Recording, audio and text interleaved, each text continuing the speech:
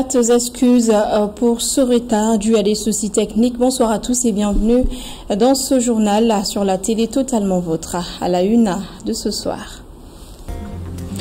Depuis le début de la crise qui oppose notre pays à l'Algérie, les localités du Nord connaissent un début de pénurie de certains produits de première nécessité, occasionnant une flambée exceptionnelle des prix. Afin de trouver des solutions rapides à cette situation, le ministre de l'Industrie et du Commerce a échangé ce matin avec les opérateurs économiques. Vous allez en savoir davantage dans cette édition. Le temps sera un peu plus clément avec nous cette semaine. Selon les prévisions de l'agence Mali Météo, les températures seront en baisse par rapport à la semaine dernière. Et la 11e édition du Tour cycliste international du Mali suit son cours, et ce malgré l'incident sécuritaire survenu ce lundi. L'étape de Sikasso a été remportée par le cycliste belge. Et voilà donc pour les sommaires.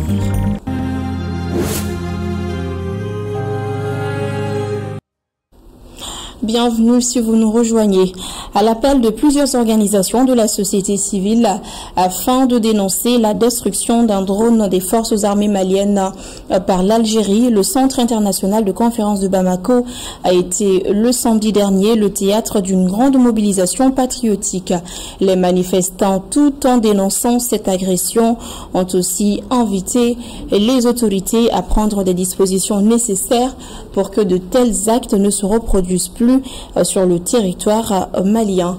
Bakary M. Sidibé, compte rendu. Venus de tous les arrondissements du district de Bamako et de Kati, des représentants des forces vives de la nation ont pris d'assaut le Centre international de conférence de Bamako ce samedi 12 avril 2025 pour dénoncer la destruction d'un drone de femmes par l'Algérie. Tout en réitérant leur soutien aux forces armées maliennes, les manifestants considèrent l'acte d'Algérie comme une manœuvre de déstabilisation du Sahel.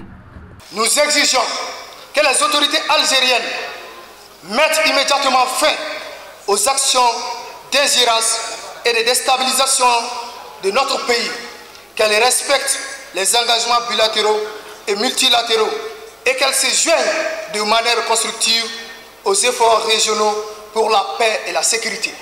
Un acte de violation flagrant des droits internationaux et des principes de bon voisinage, mais aussi d'atteinte à la souveraineté et à l'intégrité territoriale pour de nombreux manifestants. Nous demandons l'ouverture d'une enquête internationale indépendante pour situer toutes les responsabilités par rapport à cette situation. Parce qu'un acte terroriste de la sorte ne peut rester impuni. Comme suite au communiqué de nos plus hautes autorités, nous avons aussi que nos guetteurs guettaient les mouvements terroristes. C'est à la suite de cette situation que le drone malien a été abattu. Et nous pouvons considérer le régime algérien comme un régime terroriste parce qu'ils sont en complicité avec ces terroristes. Donc nous ne sommes pas du tout d'accord avec cette situation et nous les condamnons vigoureusement. Les manifestants invitent les autorités à prendre des mesures diplomatiques nécessaires pour que plus jamais de tels actes ne se reproduisent sur le sol malien. Il est essentiel que les autorités algériennes n'oublient jamais, je dis bien, n'oublient jamais ce courageux et précieux soutien apporté par le Mali au peuple algérien. Ce soutien a même été, à l'époque, cause de bruit des relations entre le Mali et la France. La destruction de notre drone par les autorités algériennes n'est pas simplement un incident militaire. C'est une violation flagrante des principes de respect mutuel et de coopération pacifique qui doivent régir les relations entre les nations. Il faut signaler aussi que des rassemblements ont également eu lieu le même jour dans des capitales régionales et au sein de la diaspora malienne. Les effets de cette crise entre le Mali et l'Algérie commencent d'ores et déjà à se faire sentir dans les régions de Tombouctou, de Gao et de Ménaka. L'essence et d'autres produits de première nécessité manquent de plus en plus, occasionnant la flambée des prix. Ce 14 avril 2025, le ministère du Commerce a réuni les opérateurs économiques afin de trouver rapidement une solution à cette situation. Maliki Diallo, Ibrahim Daou, compte rendu. Rien ne va plus entre le Mali et l'Algérie depuis la destruction d'un drone des FAMA dans la nuit du 31 mars au 1er avril. L'incident a provoqué la fermeture de l'espace aérien entre les deux pays. Aussi, les autorités algériennes ont durci le contrôle à la frontière avec le Mali. Une situation qui provoque la pénurie de certains produits dans les régions de Tombouctou, Gao et Menaka. Aujourd'hui, il faut le dire, nous commençons à manquer de carburant. Nous commençons à manquer de denrées de première nécessité. Donc, il faut agir rapidement. Raison pour laquelle je vous dis, c'est le lieu de remercier les autorités et de remercier le ministre de l'Industrie et du Commerce pour pouvoir provoquer cette réunion. Donc, il faut qu'on trouve un système très rapide d'approvisionner nos régions du Nord à partir de l'intérieur. La situation préoccupe le gouvernement malien. C'est pourquoi le ministre de l'Industrie a convoqué ce lundi les opérateurs économiques pour échanger sur les stratégies d'approvisionnement des régions du nord du Mali à partir de l'intérieur. Donc il s'agit d'anticiper sur les actions tout de suite à envisager et à mettre en place pour assurer l'approvisionnement correct et régulier sur toute l'année de toutes ces régions du nord, à savoir Tombouctou, Gao, Menaka et Kidal. Madame, Monsieur, c'est en cela que j'ai sollicité votre concours pour nous réunir ce matin afin d'échanger sur cette problématique, afin que des propositions puissent être formulées. Déjà, les opérateurs locaux ont des idées qui pourraient marcher, mais il faudrait renforcer les mesures sécuritaires. Aujourd'hui, quand on organise des convois, des camions à partir de Mopti ou à partir de la frontière du Niger, parce que le Niger est un pays de l'Est aujourd'hui, à partir duquel on peut approvisionner le Mali. Il suffit seulement que nous mettons en place, nous opérateurs économiques, tout un système de chargement des camions de citernes. L'État va sécuriser à partir de Mopti pour monter à Tombouctou. Dans cette crise avec l'Algérie, le Mali a décidé de porter plainte devant des institutions internationales. Le ministre de l'Industrie et du Commerce a rencontré ce lundi les acteurs du secteur privé. L'objectif de cette rencontre était de faire la restitution du déroulement des activités commerciales du mois de Ramadan et une séance d'information sur les taxes spéciales de contribution au développement socio-économique. C'était dans les locaux de la Chambre de commerce et d'industrie du Mali en présence de nos deux reporters Adam Tangara, Zakaria Omar Keita. Voici leur compte rendu. Remercier l'ensemble des opérateurs économiques pour leur forte mobilisation afin qu'il n'y ait pas de rupture et d'inflation de prix des denrées de première nécessité sur le marché pendant le mois de Ramadan, les informer sur les taxes spéciales de contribution au développement socio-économique. Tels sont entre autres les objectifs de la présente rencontre du ministre de l'Industrie et du Commerce avec les acteurs du secteur privé. Je suis venu remercier l'ensemble des opérateurs économiques de notre pays pour la parfaite et la bonne organisation du mois de Ramadan 2025. Un mois de Ramadan qui s'est déroulé dans un climat apaisé, un mois de Ramadan qui a vu l'approvisionnement correct et régulier du pays et de toutes les régions en denrées de première nécessité, avec les 3 critères qui étaient des objectifs pour nous, qui ont été réalisés entièrement. Le deuxième point a porté sur le bilan de l'opération d'information et de sensibilisation qui a été retenue entre le ministère de l'Industrie et du Commerce et les organisations professionnelles et patrons du secteur privé en ce qui concerne la création du fonds de soutien aux projets d'infrastructures de base et de développement social. Et il avait été retenu donc que la Chambre du commerce et l'ensemble des autres organisations fêtières du secteur privé puissent mener des campagnes d'information, de sensibilisation, afin de permettre à nos populations de mieux comprendre les objectifs assignés à ces fonds. Le vice-président de la CECIM a salué le ministre pour cette action encourageante. Le ministre est venu pour nous féliciter les opérateurs économiques pour le travail bien fait. Vous avez pu constater pendant le mois de carême, il n'y a pas eu de problème du tout dans l'approvisionnement du pays par rapport au sucre, par rapport au riz, en un mot sur les produits de nécessité. Donc il est venu pour nous remercier, nous encourager et vraiment nous avons très bien apprécié cet échange. Pour plus de transparence dans la gestion du fonds de soutien, Les opérateurs économiques ont suggéré au ministre une rencontre trimestrielle pour faire le point. Une suggestion que ce dernier a promis de transmettre aux plus hautes autorités. Le ministère des Maliens établi à l'extérieur et de l'intégration africaine a organisé ce samedi pour la deuxième fois consécutive son forum virtuel intitulé Tungablo, le vestibule de la migration. L'objectif de ce forum est d'échanger avec les représentants du Haut Conseil des Maliens de l'extérieur afin de recueillir leurs préoccupations, leurs suggestions et leurs contributions dans le but de trouver des solutions aux difficultés rencontrées par nos compatriotes à l'étranger. Gabriel Keita. Tungablo, ou encore le vestibule de la migration, est un espace d'écoute des préoccupations des Maliens vivant à l'étranger. Ce samedi, le ministre a échangé en ligne avec des représentants des bureaux du Haut Conseil des Maliens de France, Guinée, Belgique, Espagne et d'autres dans d'autres pays. Cette initiative contribue à préserver la confiance entre les Maliens établis à l'extérieur et les autorités et à trouver des solutions communes et durables aux préoccupations de la diaspora malienne. Comme lors de la première édition, nous sommes ici aujourd'hui pour vous écouter. Ce forum est certes un moment de communication descendante, mais il constitue surtout un espace de concertation où vos préoccupations, vos propositions, vos ambitions pour le Mali seront placées au cœur de nos priorités. Je compte sur vous pour faire de Tungablo non seulement un espace de parole, mais surtout un levier d'action, un levier d'unité et un levier de transformation pour le Mali de nos rêves que nous construisons ensemble.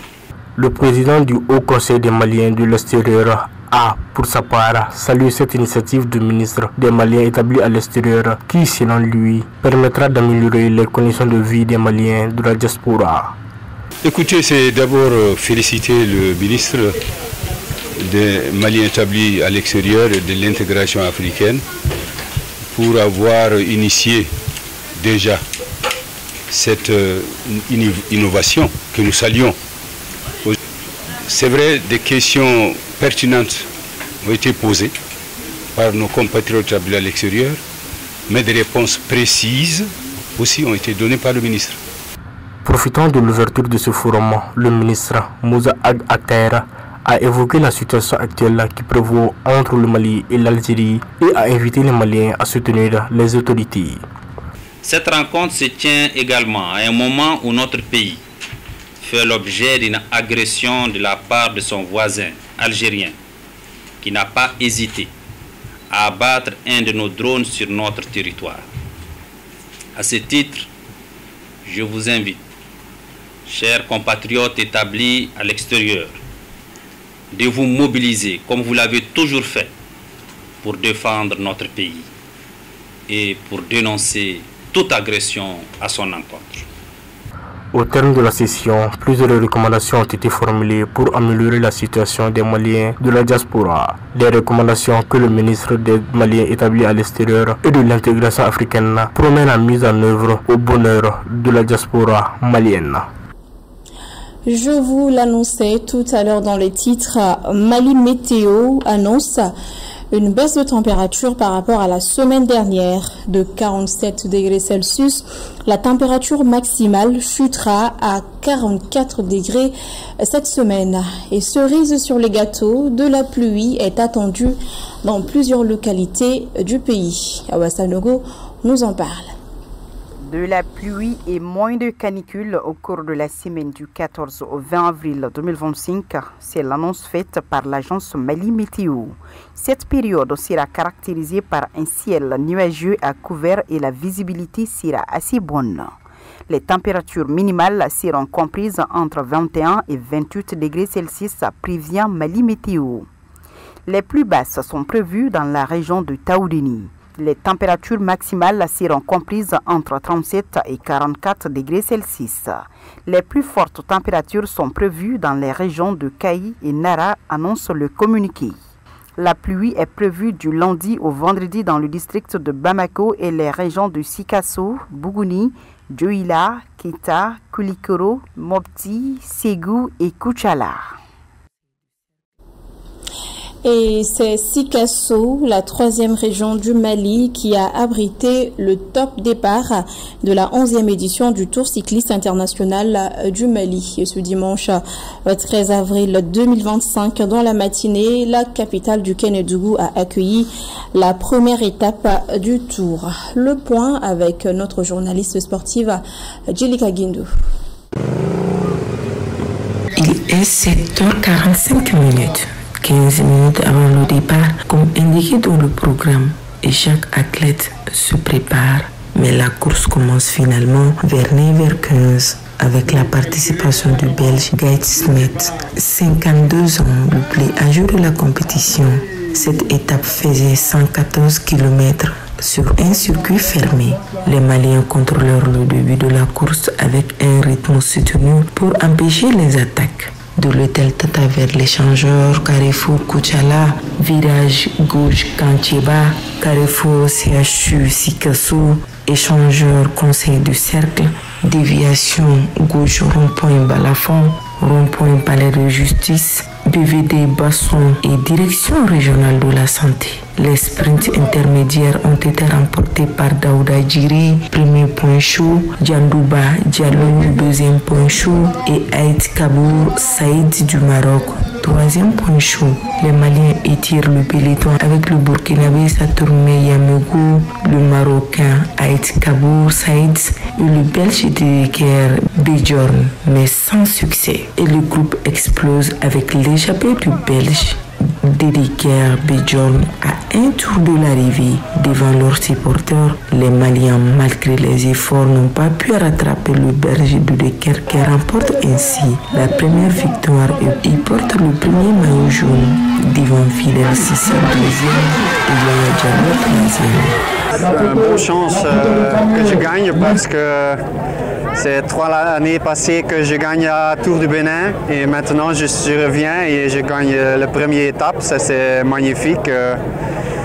Et avec la chaleur c'était très dur pour moi. Mais je suis très content que je gagne et prends le maillot jaune.